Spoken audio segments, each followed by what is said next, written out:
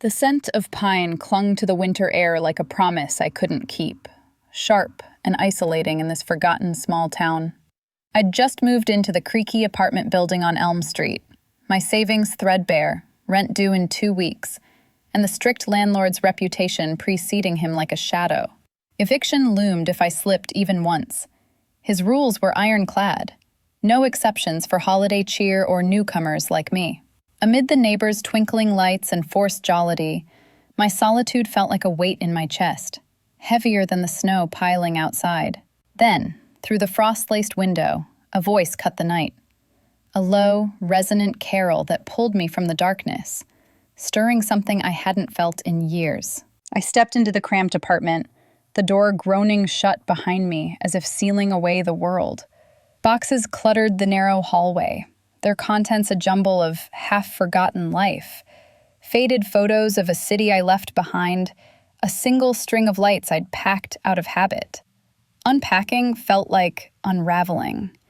Each item unearthed the ache of what I'd lost. A partner who faded like morning fog. A job that vanished in the economic chill, leaving me adrift. This town, with its quiet streets and whispering winds, had drawn me here, a place to hide from the clamor of memories, to rebuild in silence. But silence was a fragile thing. The neighbors wasted no time. Mrs. Hargrove from 2B knocked that first afternoon, her cheeks flushed from the cold, bearing a plate of gingerbread that smelled of cloves and curiosity. "New here? Welcome to the Elmwood family," she said, eyes scanning my disheveled space like she was cataloging secrets. Behind her, Mr. Patel from downstairs peered in, nodding with a smile that didn't reach his eyes. Their chatter flowed easily. Stories of block potlucks, the annual caroling circuit, how everyone knew everyone's business in this close-knit web. "Watch out for Mr. Ellis," Mrs. Hargrove whispered, leaning close. "He's the landlord, strict as winter frost. No parties, no noise, especially not during the holidays." I nodded, forcing a smile, feeling the invisible threads of their gossip network tightening around me already. That evening, Mr. Ellis arrived unannounced, his knock authoritative, like a summons. He was a tall man, broad-shouldered, with a face etched by years of unyielding control, the kind of authority that made the air feel thinner. "Rules are simple," he said, handing me a typed sheet, his voice clipped and cold. "Quiet hours start at 8, no decorations that damage property, and absolutely no disruptions during the holiday season. We keep things orderly here." His eyes lingered on my unpacked boxes, as if assessing my worthiness. I murmured agreement, my pulse quickening under his gaze, the paper crumpling slightly in my damp palm. He left without another word, the door clicking shut like a verdict. Alone again, I wandered to the window, the subtle glow of holiday lights from the street below mocking the emptiness inside. Strings of white bulbs draped the building's facade, casting flickering shadows that danced like ghosts of joy I couldn't touch. The town square twinkled in the distance, laughter carrying on the wind, but it only amplified the hollow in my chest, a yearning for connection tangled with the fear of entanglement. Why had I chosen this place, this cage of routine and watchful eyes? The isolation wrapped around me, a quiet companion to the losses that had driven me here. Each light a reminder of warmth just out of reach. As night deepened, the wind howled softly, rattling the panes.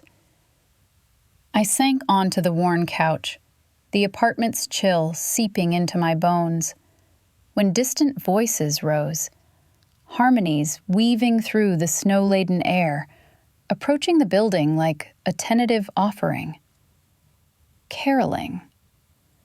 The sound grew clearer, pulling me back to the window, my breath fogging the glass. The voices swelled, a chorus of warmth against the encroaching cold, their melody weaving silent night through the frosted branches outside. But one voice anchored them all, a low, resonant timbre that pierced the glass like a secret meant only for me, rich and unhurried, carrying the weight of unspoken yearnings. I pressed closer to the window, wiping away the fog with my sleeve, my heart quickening as the group came into view below. Lanterns bobbed in their hands, casting golden pools on the snow. And there she was, at the center, the landlord's daughter, her figure poised and commanding in the lamplight, bundled in a wool coat that hugged her frame like a reluctant embrace. She led them with quiet authority, her breath visible in soft clouds as she sang, eyes scanning the building's facade as if invoking the spirits within. Snow dusted her dark hair, escaping from beneath a knit hat, and her cheeks glowed from the chill, a flush that made her seem both ethereal and achingly real. I couldn't look away. The way she held the notes, letting them linger like a caress, stirred something deep, a longing I'd buried under layers of practicality and loss. Who was she, this woman whose voice wrapped around the night, turning isolation into invitation? Mr. Ellis's daughter, protected, untouchable, the very embodiment of the rules that bound this place. The carolers paused beneath my window, their harmony fading into individual breaths. And in that suspended moment, her gaze lifted, straight to me. Our eyes met through the pane, brief but electric, a spark that jolted through the frost between us. Her expression flickered, surprise, perhaps curiosity, before she smiled faintly, the curve of her lips softening the edges of her composure. I froze, my hand still on the glass, feeling exposed, as if she'd seen not just my face, but the hollow ache behind it. The group moved on then, voices resuming down the street. But that connection lingered, a thread pulling taut in the quiet that followed. I stepped back, my pulse echoing in the empty room, the apartment suddenly too small to contain the stirrings she'd awakened. Attraction, forbidden and flickering like a candle in drafty air, clashed against the fear of Mr. Ellis's unyielding gaze. One wrong step, and I'd lose this fragile sanctuary I'd only just claimed. Yet the pull was undeniable, a magnetism drawing me toward the very authority I needed to evade. I sank to the floor, back against the wall, replaying that glance, the way her voice had filled the voids I'd carried here. The next morning, the building buzzed with echoes of the night. Mrs. Hargrove cornered me in the lobby, her arms laden with poinsettia pots, eyes alight with the gossip that fueled this close-knit world. Heard the carolers last night? Lovely, weren't they? And Elena, Mr. Ellis's girl? She's the heart of it all. Such a talent, but, kept on a short leash by her father. Doesn't date, doesn't stray, says it's to keep the peace around here. Mr. Patel nodded from his mailbox, adding in his measured tone, protected like fine china. Wouldn't want to cross old Ellis by getting too friendly. Their words painted her as a prize behind glass, her status a shield and a cage, amplifying the turmoil churning inside me. Friendly?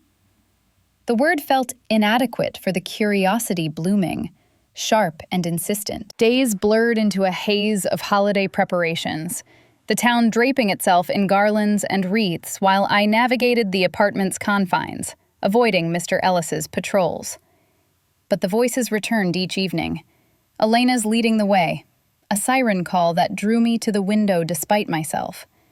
The routine settled like fresh snow, covering the cracks of my resolve.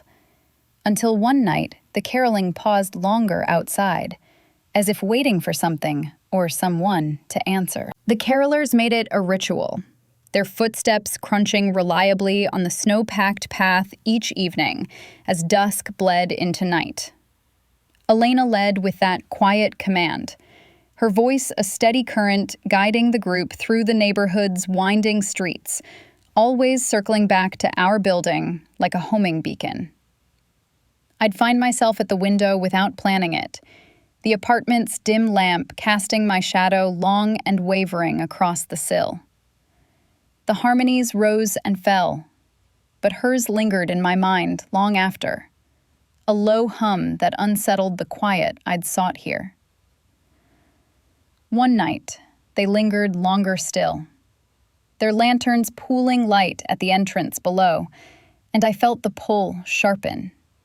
An ache that demanded more than stolen glimpses. Reluctance warred with curiosity when Mrs. Hargrove knocked again, her invitation slipping under my door like a dare, a lobby gathering to plan the building's holiday display. "Everyone's coming," her note read, the words curling with expectation. I hesitated in the hallway mirror, adjusting my scarf against the draft, knowing Mr. Ellis's rules loomed over such events like frost on the eaves.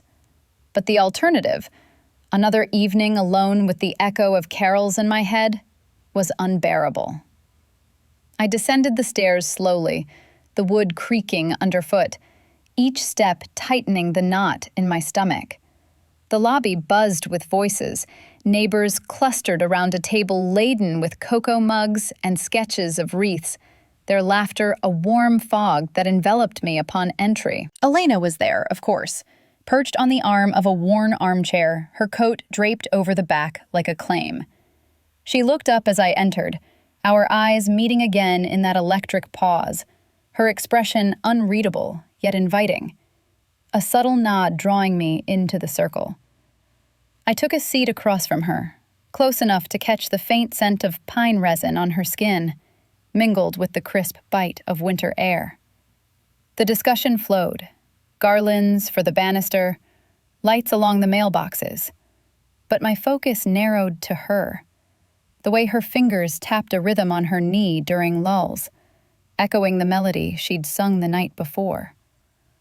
Reluctantly, I contributed, suggesting a simple evergreen swag, my voice steadier than I felt under the room's collective gaze. As the evening wore on, the group broke into smaller harmonies, testing carols for the upcoming circuit.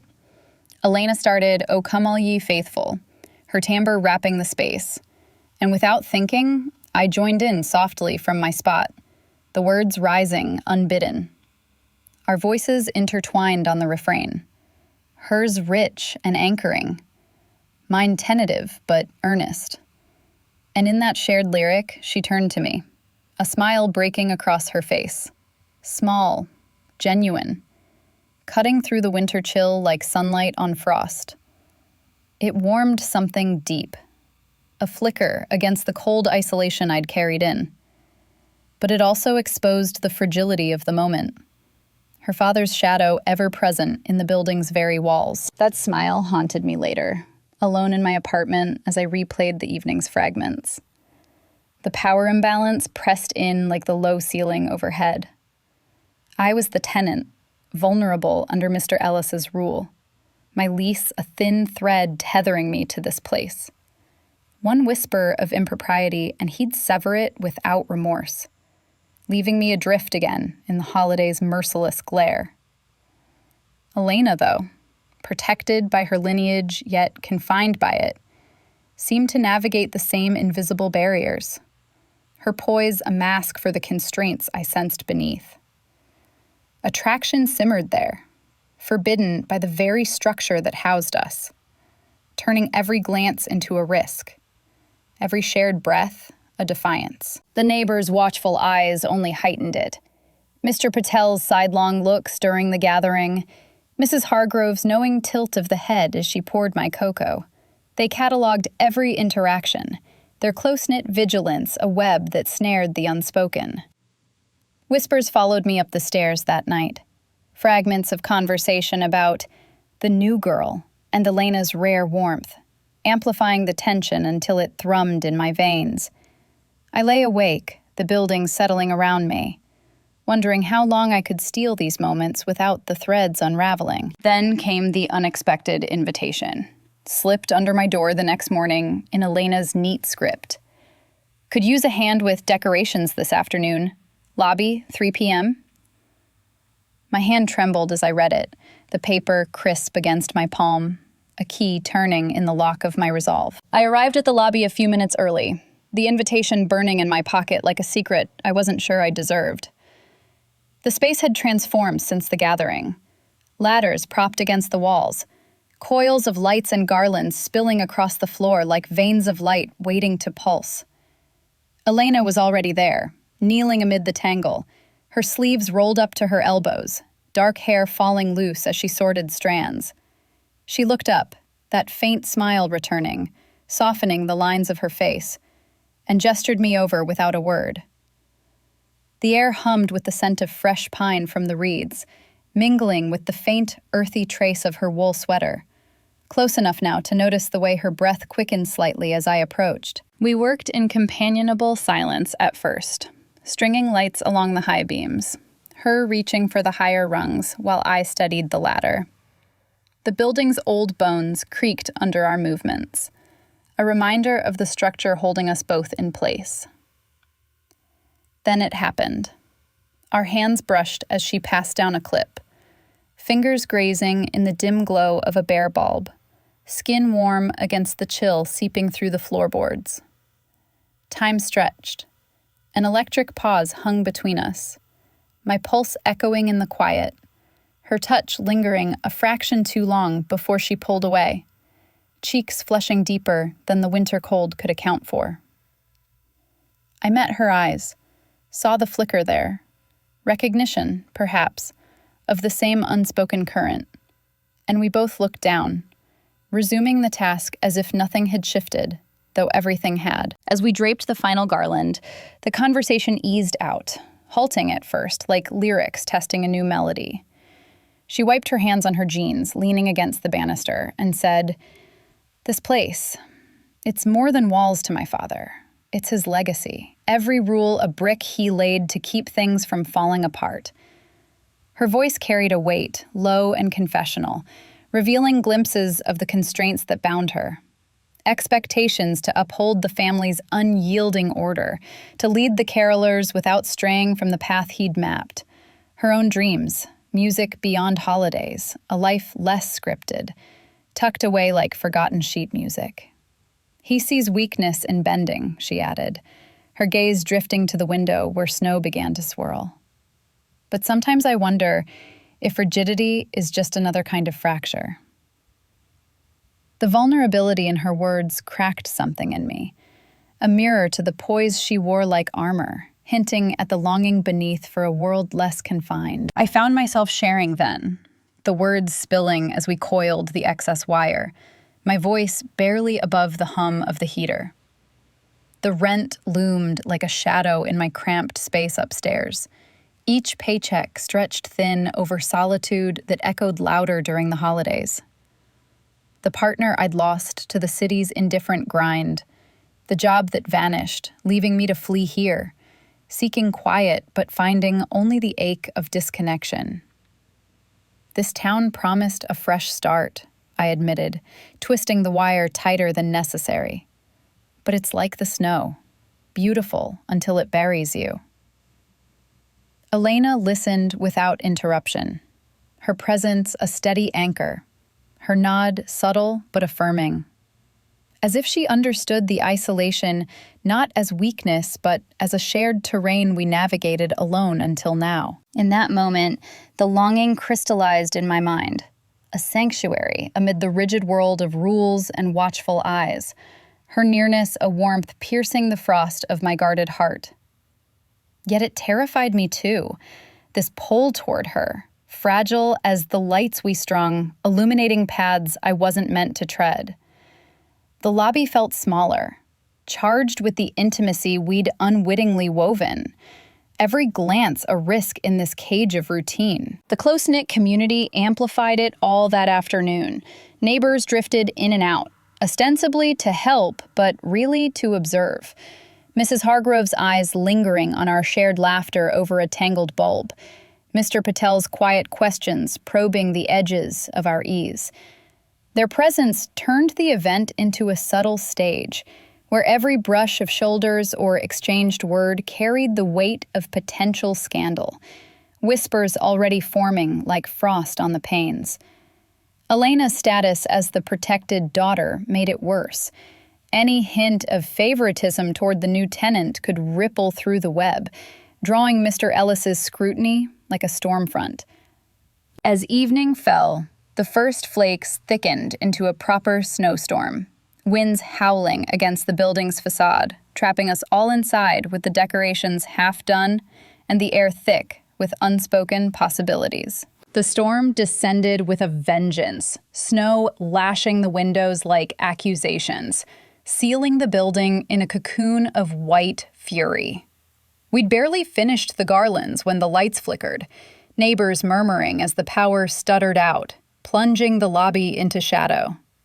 Mrs. Hargrove lit candles from her emergency stash, their flames dancing erratically on the common room table, casting elongated silhouettes that twisted like our unspoken tensions.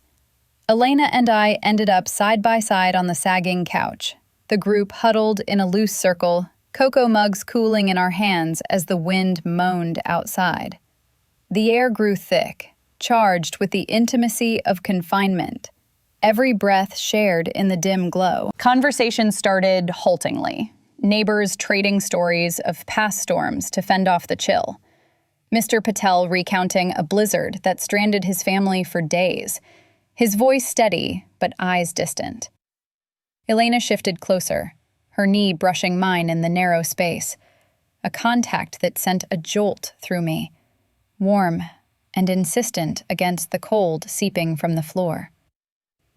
She spoke then, her timbre low, weaving into the flicker of candlelight. These storms always remind me of the ones inside our house growing up. Father built this place to weather anything, but his traditions, they're gales of their own. Her words hung, revealing the rebellion simmering beneath her composure, the way she'd chafed against his ironclad holidays, scripted carols masking her pull toward freer melodies, toward a life where she composed her own score instead of echoing his. He sees the caroling as duty, a way to keep us all in line, she continued, her gaze fixed on the flame. But for me, it's escape, a voice in the dark when everything else demands silence. The confession cracked the air, her vulnerability a mirror to the constraints I'd glimpsed, her father's legacy a change she tested with every note. I listened, the candle's wax dripping like melting resolve, her proximity building a heat that rivaled the storm's rage. The group thinned as yawns spread, neighbors retreating to their apartments with flashlights, leaving us in the alcove's hush, the space between us narrowing to breaths. It's like these holidays, I said finally, my voice threading the quiet. All lights and songs, but underneath it's a veil for what we really crave, connection that doesn't come with strings. The words veiled my admission, wrapping the attraction in metaphor. Her voice as the star guiding through my isolation. Her presence a hearth I'd circled without daring to touch. Yet it laid bare the pull. The way her glance earlier had ignited something dormant, a longing for her steadiness amid my fragility. She turned to me then, our faces illuminated in the wavering light, her hand resting on the cushion inches from mine, the unspoken urge to bridge it thrumming like a held note. Tension simmered, physical now, her shoulder grazing mine as she leaned in, the faint scent of pine and her skin enveloping me. Touches unspoken but electric. Fingers hovering as if mapping the boundary we both feared crossing. The fear coiled in me, a cage forged from Mr. Ellis's rules and my precarious hold on this place. Every glance, a bar bending under desire's weight. But she was the key, her quiet defiance unlocking the ache, turning isolation into possibility. The storm outside paling against the one building within. We sat like that until the winds eased, candles guttering low, the night stretching with what we'd left unsaid. As dawn crept in, gray and reluctant, the storm cleared, snow blanketing the world in deceptive peace. But emotional clouds gathered, heavy with the revelations we'd stirred, the path ahead laced with risks neither of us could ignore. The days after the storm carried a deceptive calm, the snow settling into pristine drifts that masked the undercurrents we'd unleashed. I avoided the lobby at first, burying myself in the apartment's confines, sorting through job applications under the weak glow of a desk lamp. But Elena's presence lingered like the faint scent of candle wax on my clothes, her confessions replaying in the quiet hours, stirring a restlessness that pulled me downstairs despite the risks. Mr. Ellis had noticed, of course. His patrols grew more frequent, his footsteps echoing up the stairwell like a metronome of vigilance. One afternoon, as I returned from the mailbox with a stack of overdue notices, he cornered me in the hallway, his broad frame blocking the light from the window. "I've seen you lingering," he said, voice low and edged with frost, his eyes narrowing as if dissecting my every move. "This building runs on order. Don't mistake holiday spirit for license. Disruptions won't be tolerated." The warning hung veiled but sharp, a blade sheathed in civility, implying my interactions with Elena threatened the fragile equilibrium he'd enforced. I nodded, throat tight, the paper in my hand crumpling as I retreated, his gaze boring into my back until the door clicked shut. The caroling rehearsals amplified the strain. Elena had invited me to join the group for their practice in the basement rec room, her note simple: "Your voice fits. Come if you want." Reluctance twisted with desire, but I went, descending into the dim space where folding chairs scraped against concrete and sheet music rustled like dry leaves. The neighbors assembled, voices warming up in scales, but tension crackled when Mr. Ellis entered midway, arms crossed, surveying the circle like a sentinel. Elena stood at the front, baton in hand, her posture straight, but her glance toward me fleeting, charged. As we ran through Hark the Herald Angels Sing, my harmony blended with hers again, drawing a subtle nod from her that lit something reckless in me. But Mr. Ellis interrupted mid-verse, his voice cutting the melody. "This is for residents who've earned their place, not newcomers testing boundaries." The room stilled, eyes darting, and Elena's composure fractured just enough, her jaw tightening as she met his stare. "She's part of the building now, Dad. Her voice strengthens us," she defended, words steady, but laced with an undercurrent of rebellion. Her defense a shield that exposed us both. He relented with a curt nod, but the air thickened, his departure leaving echoes of unspoken reprimand. Whispers spread like frost creeping across panes. Mrs. Hargrove pulled me aside the next morning in the laundry room, her basket of linens a prop for her probing gaze. "Careful, dear. Tongues are wagging about you and Elena. Mr. Ellis doesn't take kindly to distractions." Mr. Patel echoed it later by the mailboxes, his tone measured. "Lee's stability's delicate here. Gossip can tip the scales." Their close-knit vigilance turned every errand into a gauntlet, fragments of conversation trailing me. The new one's too friendly. Elena's not herself. The threat to my tenancy loomed, a shadow over the rent checks I'd scraped together, each whisper eroding the thin security I'd clawed for in this town. The internal ache intensified that week, a constant thrum beneath my skin. Elena's nearness, a torment and a balm. Bills piled up, the holidays' cheer mocking my fraying edges, until a near-miss eviction notice arrived, slipped under my door in Mr. Ellis's precise handwriting, citing potential violations of conduct. Panic clawed at me, the paper shaking in my grip as I paced the cramped space, the walls closing in like the rules that bound us. It vanished the next day, unexplained, but the scare etched deeper, amplifying the forbidden pull toward her, desire warring with the fear of losing everything. In the stairwell one evening, after rehearsal, we collided, me descending, her ascending with a stack of music folders. The space narrowed, our bodies inches apart, the dim bulb overhead flickering like a hesitant heartbeat. Her eyes met mine, dark and searching, the air between us heavy with the unsaid. "I shouldn't have defended you like that," she murmured, voice low, but her hand brushed my arm, lingering. Words hovered on the edge of confession, mine about the storm's revelations, hers about the rebellion she'd ignited. But footsteps echoed above, freezing us. We parted with a nod, the moment suspended, unfinished. The holiday party loomed then, the building's annual gathering forcing a confrontation neither could evade. The holiday party unfolded in the lobby like a scripted performance. The decorations we'd strung now alive with twinkling lights that cast the room in a deceptive glow of unity. Tables groaned under platters of cookies and mulled wine, neighbors mingling in clusters, their laughter a fragile veneer over the undercurrents I'd felt building for weeks. I hovered near the punch bowl, the tart warmth of the drink doing little to ease the knot in my stomach. Elena's presence across the room drawing me like gravity despite the risks.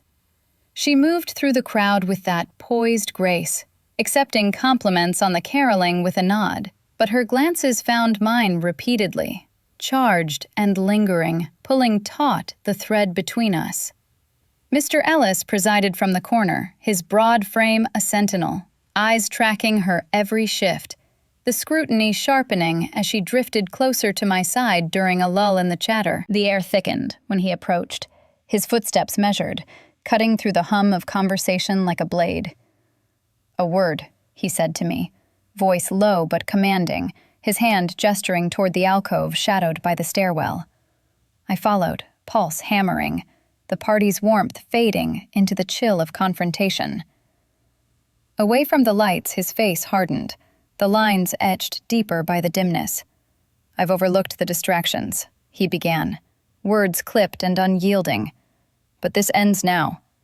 My daughter isn't for tenants to entertain. Boundaries exist for a reason. Cross them, and your lease becomes a memory. Eviction swift, no appeals." The ultimatum landed heavy, a cage snapping shut around the fragile sanctuary I'd found in her voice, her touch, threatening to strip away the thin stability I'd rebuilt here. Fear coiled tight, mingling with the ache of what we could have been, his authority a wall I couldn't scale without crumbling. Before I could respond, Elena appeared at the alcove's edge, her silhouette framed by the party's glow, eyes flashing with a resolve that fractured her usual composure. "Dad, enough," she said, voice steady against the pressure of his glare, stepping between us like a barrier forged from quiet defiance. The words hung, drawing sidelong looks from nearby neighbors, the close-knit web pausing in its weave. "She's not a distraction. She's part of this place now, same as anyone. Your rules suffocate everything. The carols, the community, me." Her timbre, that resonant low I'd first heard through the frost, now carried the weight of rebellion, long suppressed, challenging the legacy he'd imposed, the expectations that had caged her as surely as they threatened me. Mr. Ellis's jaw tightened, the room's murmurs swelling. But she held firm, her presence a shield that exposed the fractures in his unyielding world. The tension peaked then, spilling into an emotional outburst that shattered the silence. I stepped forward, words tumbling unbidden, veiled no longer. "This isn't about rules. It's about the warmth we've found in the cold. The way your voice pulled me from isolation, made this place feel like home." My voice cracked, the longing raw and unveiled, mirroring the pull I'd fought since that first carol. Elena turned to me, her eyes softening, and in that gaze, the mutual ache broke free. Hers a confession of the rebellion she'd harbored, drawn to my vulnerability as I'd been to her strength, the forbidden current between us igniting in the open. "I felt it too," she whispered, hand reaching for mine in the shadowed space, fingers intertwining with a tremble that spoke volumes, the touch electric, undeniable, sealing what words had only hinted at. The community witnessed it all, the shift rippling through the party like a hush falling over harmonies. Mrs. Hargrove's eyes widened, then softened with quiet approval, Mr. Patel nodding subtly as if alliances were forming in the unspoken spaces between us. Whispers turned to murmurs of support, the close-knit vigilance bending toward understanding, Mr. Ellis's authority cracking under the collective gaze. He stood frozen, the weight of the moment pressing in, before turning away with a curt nod, the fight draining from his posture as the party's rhythm resumed, altered. In the aftermath, as the evening wound down, Elena squeezed my hand once more, her whisper promising private resolution amid the fading lights, the path ahead opening like snow yielding to dawn. The party dissolved into a haze of farewells, the lobby emptying like a melody fading to silence, leaving Elena and me in the alcove's lingering shadow. Her hand slipped from mine reluctantly, but her eyes held a promise, drawing me toward the stairwell as the last neighbors ascended. We climbed in quiet tandem, the steps creaking under our shared weight, the air between us thick with the night's revelations. Snow dusted the hallway window at my floor, soft flakes swirling like unresolved notes, and she paused there, turning to face me fully for the first time without the veil of pretense. "I can't pretend anymore," she murmured, her voice that resonant low, threading the dimness, vulnerability etching lines around her eyes that her poise had always concealed. The choice hung between us. Her father's legacy, the unyielding rules that had shaped her into his echo, or this fragile pull toward something authentic, toward me. She chose, then, stepping closer, her fingers tracing the edge of my sleeve, a gesture small but seismic, prioritizing the ache we'd nurtured over the loyalty that had caged her. In that snow-dusted hallway, reconciliation unfolded not in grand declarations, but in the slow unraveling of barriers. She leaned against the wall, the building's chill pressing through her coat, and confessed the fractures she'd hidden, the compositions she'd scribbled in secret, melodies defying her father's scripted holidays, dreams of a life where her voice led without restraint. "You've seen me," she said, the words a bridge across the power's chasm, not as the landlord's daughter, but as Elena. I nodded, the weight of my own confessions lifting slightly, sharing how her carols had pierced my isolation, turning the apartment's confines into a sanctuary rather than a trap. Our hands found each other again, palms aligning in the faint light from the stairwell bulb, the contact steadying the tremor in my chest. Vulnerability mirrored back, her choice a key unlocking not just her constraints but mine, the forbidden tension yielding to tentative trust. The next morning brought understanding's quiet grace. Mr. Ellis knocked softly, uncharacteristically so, his broad frame filling the doorway without the edge of authority I'd come to dread. Elena stood beside him, her presence a subtle anchor, and he cleared his throat, eyes averting to the floor. "The notice was hasty," he admitted, voice gruff but stripped of frost, handing back the crumpled paper with a revised lease, rent eased by a modest adjustment that breathed life into my fraying finances.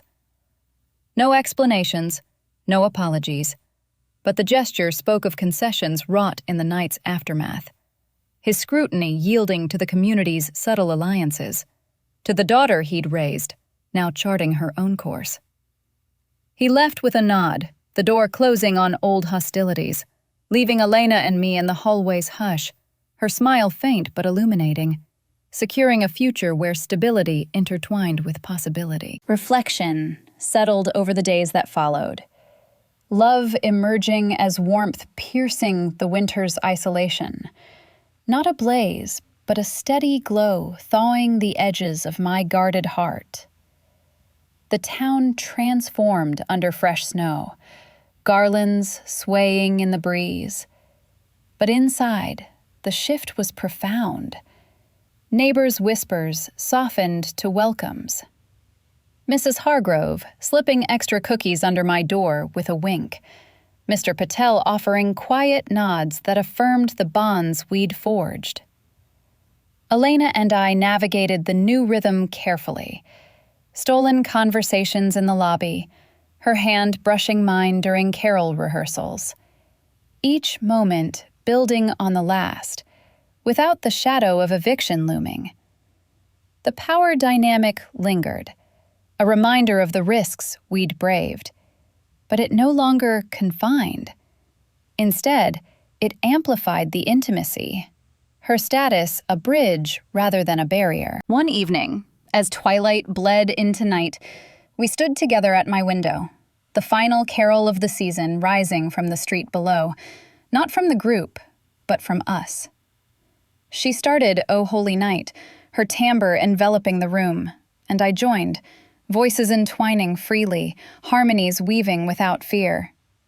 The melody filled the space, chasing away the last echoes of solitude, her arm slipping around my waist as the notes faded, sealing the beginnings we'd claimed amid the holiday's gentle close. The window framed us in soft glow, fears dissolving like melting snow, our path unfolding shared and uncharted. If this slow burn ignited something in you, subscribe for more tales of forbidden holiday connections that linger long after the lights fade.